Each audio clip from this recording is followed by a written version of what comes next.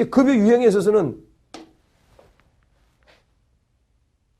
자원을 할당받을 수 있는 기회를 준다든지 또 서비스를 받을 수 있는 기회를 준다든지 그 기회도 급여 유형 중 하나고 서비스를 받는 것도 훈련이나 교육 상담을 받는 것도 하나의 급여 유형이다.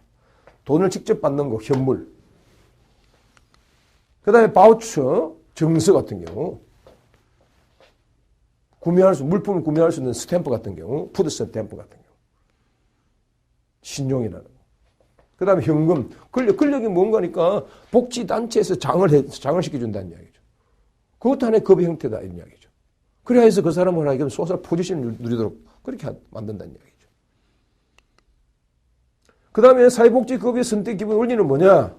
정책 목표에 따라서 현물, 현금 급여의 선호도가 서로 달라질 수도 있고 대상자의 특성과 욕구에 따라 심리 욕구에 따라서 선호도가 각각 달라질 수 있다는 얘기죠. 어떤 사람은 현금, 어떤 사람은 현물, 급여, 권력, 바우처 다 다르다는 얘기죠.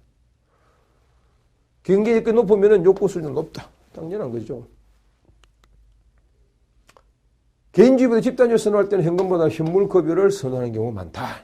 집단주의일 때는. 개인주의일 때는 현금이 좀 좋겠지만 집단주의 많은 사람이 있을 때는 쌀 배급이라든지 옥수수 배급이라든지 이런 것들이 더 좋을 수도 있다는 이야기죠. 급여 제공 기준은 어떤 것이 있느냐.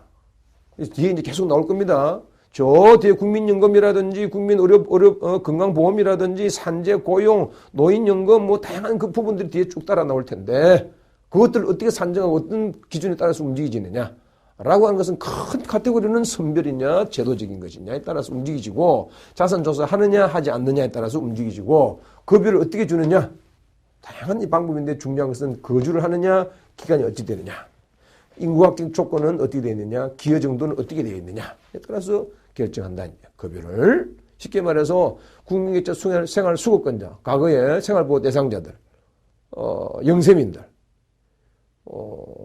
이러한 사람들이 이제 급여를 어떻게 받아야 되느냐 기준이 있다는 이야기죠. 보험료, 경제적 공헌도, 국가에 대한 기원도, 보건사업에 관한 기여도도 상당히 중요한 기여다 이렇게 보는 거죠. 농촌이 도시보다 사회복지 수급이 빨리 되어진다는 이야기죠. 그 다음 근로능력, 장애인 기초생활수급권자, 고용보험 구직급여, 소득자산 조사, 국민생활권자는 반드시 자산 조사를 해야 된다 이거죠. 전문직 혹은 행정직 판단, 그것은 복지공무원이 전반적으로 해야 되는데 여러분들이 복지공무원 시험 쳐가지고 되면 복지공무원이 되는 거죠. 공부 열심히 하셔서 복지공무원 되는 것도 저도 오프라인에서 많은 학생들이 복지공부를 지금 하고 있습니다만 복지공무원 시험 쳐가 많이 됩니다. 복지공무원 시험 쳐가지고 되는 학생 많이 있어요. 예.